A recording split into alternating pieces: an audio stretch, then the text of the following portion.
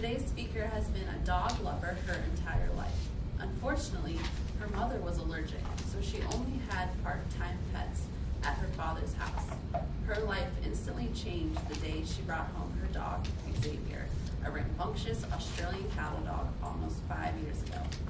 Her speech today is from the Competent Communication Manual, Project 2, Organize Your Speech. It is a 5 to 7 minute speech. Her title is Man's Best Medicine. Please join me in welcoming Randi Bujnovsky to the stage.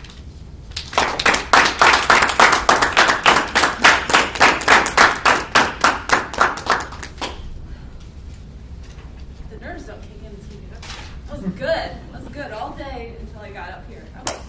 Fellow Toastmasters and our newest member, Mike. Who in this room has just had one of those days?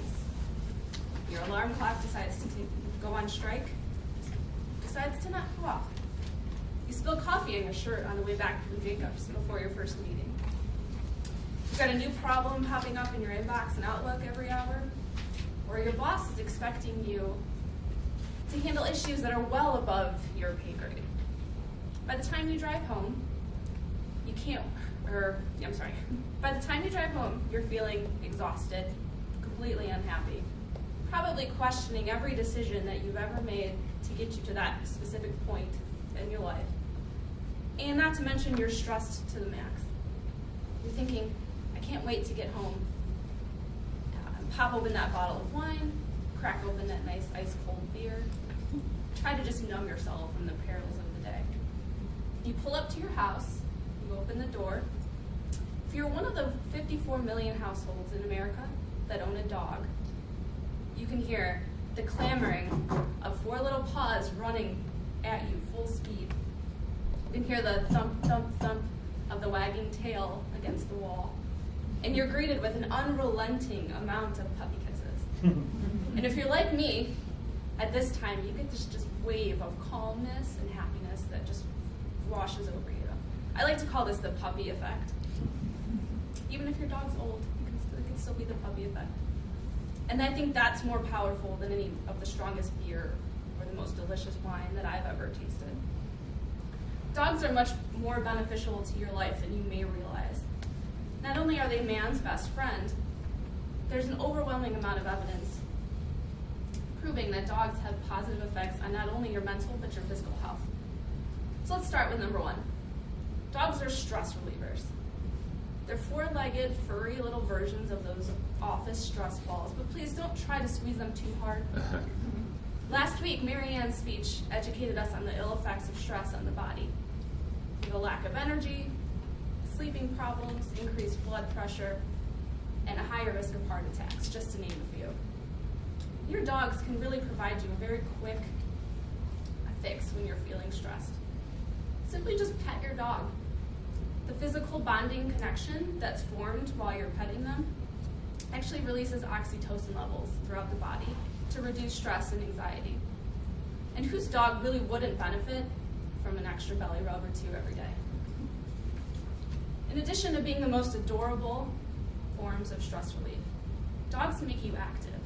And even better, they make you active outside, hopefully in warmer weather than today, but nonetheless. Exposure to the sunlight actually boosts your vitamin D levels, which in turn can help fight off conditions such as depression, obesity, and again, high blood pressure. And those daily walks and playtime with frisbees that all of you dedicated pet parents squeeze into your busy schedules are beneficial to you as well. They can increase your energy levels, strengthen your bones and your muscles, and actually aid in weight loss.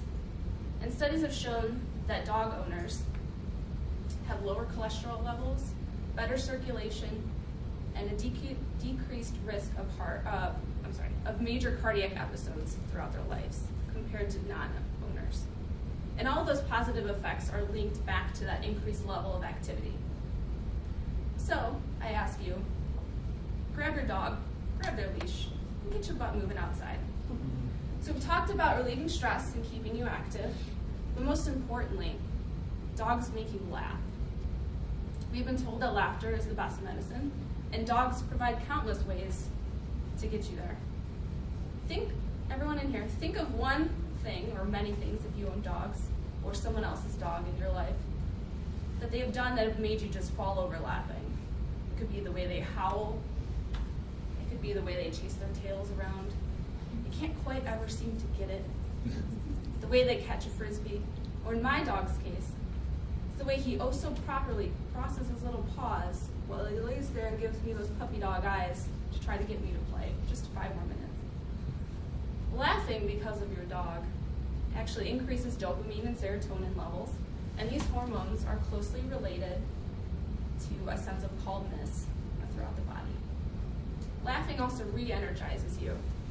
The big belly laughs that you get forces lots of extra oxygen into your brain, your blood, and your muscles. And increased oxygen levels actually promote cell growth and health. So stress relief, exercise, laughter. Some of you may think, Randi, are you really trying to sell me on dogs like a cheap infomercial? You expect me to think that owning a dog is some kind of magical cure-all.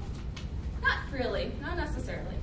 Obviously, there's going to be instances in everyone's life where your dog's cuteness and their little charms and quirks aren't going to solve everything that ails you. However, fellow Toastmasters, I encourage you that on that next terrible day, and we all know that plenty more of those are going to come, before you reach for that corkscrew or that bottle opener in the drawer to ease your sorrows, just remember that man's best friend may also be man's best medicine. And of course,